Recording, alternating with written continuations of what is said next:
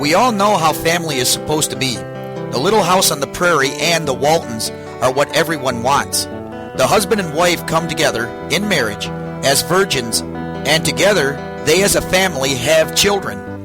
The father not only provides for his family, he loves and protects them. The mother not only loves her family, she loves and protects them. Children, under these conditions, generally love and honor their mother and father. But since World War II, America's average family has transformed into a twisted combination of Married with Children, Home Improvement, The Brady Bunch, The Simpsons, 8 is Enough, and Queer Eye for the Straight Guy. You don't even see television families like the Waltons anymore. It's now too late to stop the disintegration of the American family. But when it comes down to the nuts and bolts, the average American family may simply belong to Satan, whether they call themselves Christian or not. You see, the Brady Bunch was no accident. The iconoclasts knew our nation's family unit had to be transformed, and during the 70s they began to bombard everyone with a false family unit called the Brady Bunch.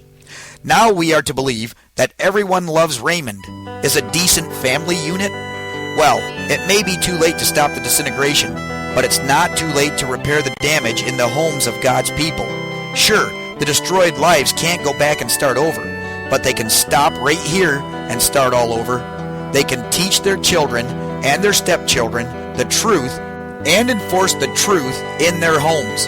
The destroyed lives, while they still breathe, can start over right this second. And with spouses that have been married before, with stepchildren from different fathers, the family can become a family like the Waltons or Ingalls. The first thing that is required is we all must accept that the average American family, the home, is now an orphanage. The head of the house can't support his house because he is paying child support to, in many cases, to several ex-wives or ex-girlfriends. Yes, God has provided for and allowed divorce and remarriage, but when divorce and remarriage is regarded in one's heart as a last resort or a backup plan, divorce or remarriage is a sin. Marriage is until death do you part. Marrying a spouse that has been divorced and step-parenting is the lesser of two evils. God never intended for people to live this way. Remember, a man and woman that have children are to be married first, before they have sex or children. Now then, those that have remarried and stepchildren are involved, the following ideas are mandatory, and if the husband or wife can't agree with these ideas, they should have never remarried. It doesn't matter if the new wife or husband has 10 children from previous sins. The new husband is the head of the house, and all the children living in this new home belong to the husband, and he is responsible for their lives. This whole business of the biological parents being the only ones that can give out punishment to the household's children has killed the step-parents' authority in their own house, be they male or female. Those 10 children have got to respect the head of their new home, which is the husband and wife, and this is honorable, correct, and required. Now we all know that children never really accept step-parents as their real parents, so judgment, wisdom, logic, discernment, and the likes are required. It seems to me that step-parents need to exercise great caution when it comes to spanking a new 11-year-old stepchild. But that right belongs to the head of the house and his wife equally. What mom and dad says goes, and if mom and dad don't agree, their divided house will fall. Now only those that have experienced the friend of the court, which I have not, can comprehend the anguish of a judicial system that basically destroys the male's life. Those males that make $25,000 a year or so, which is most of them. That is until the children are 18 years old. Now this is one thing that I don't understand. A boy and girl grow up together, or they date and marry. These people truly love each other, but their love falls apart, and once again, for the most part, the judicial system sides with the woman. And she generally gets the house, car, the children, child support, and sometimes alimony. Now the ex-husband can barely scrape up enough money to get by, and in most cases, he legally can't. This by itself would be acceptable, except the ex-husband now knows that he can't remarry until his children turn 18. and he has paid his ex-wife every last penny. You see, the money he is sending his ex-wife is killing him financially. Isn't it a strange thing that the divorce was finalized on paper, but in reality, it never really ends, in the heart or wallet? Let's say that our ex-husband is making $400 a week, and he pays $150 a week for 2 children. Out of nowhere, he lands a temporary, summertime General Motors job. Now our male is making $700 a week for a 40-hour week. We all may think he's got it made, but the state runs his Social Security number monthly to check up on his earnings. But the state doesn't care that this man was hired as part-time summer help. Thus, the friend of the court readjusts his child support automatically. Then, 1 month later, our man's decent, temporary job ends, and he goes back to his $10 an hour job. Here's the kick in the teeth. The friend of the court will not readjust his child support for 2 years. Now, within several weeks, our honest, hard-working American citizen is a dirtbag criminal.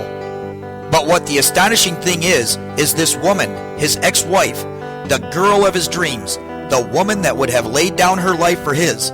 She not only wants her money, which is meant to go to the children, she demands it to the point that she or the friend of the court gets this man arrested repeatedly for not paying his child support. Now our male loses his $10 an hour job because he's sitting in jail. Now he has a record, and it'll be harder to replace that $10 an hour job. This is the Kobayashi Maru, a no-win scenario. Then, before anyone knows it, our dirtbag ex-husband is $20,000 in debt. I guess the ex-wife got her revenge, and hundredfold. Now from there, our ex-wife has remarried, and it doesn't matter what the ex and her new husband makes. These two have started a new life together, and this new marriage should take care of their own household. The ex-wife's new husband, if he was a real man, would refuse to allow another man to support his household in any way. He would also allow visitation rights according to the law and his conscience. Now the ex-wife may be rebellious and refuse to give her ex-husband back the weekly child support, but her revenge is not her new husband's fault. One may say that the ex-wife can release her ex-husband of this debt, but once a person is a member of the friend of the court, the system will not let them go. The ex-spouse is the one that has to give the money back to the other ex. Now I will speak to those children that are 13 years old or so. If your dad can't pay your mother your child support, I want you to go out and get a paper route or some other kind of a job. Simply a 1 or 2 hour a day job. Then, I want you to give your dad the earnings. All the earnings. It's only for 5 years or so. Now listen, I know there are men making $60,000 a year or more, but most people are only making $25,000 to $35,000 a year. And after the tax code, they barely have enough left to pay rent, fuel the car, and eat. End of the story. Children, the simple fact that your parents divorced is proof that you've been forced to grow up before you were meant to. We all have to play the hand we were dealt.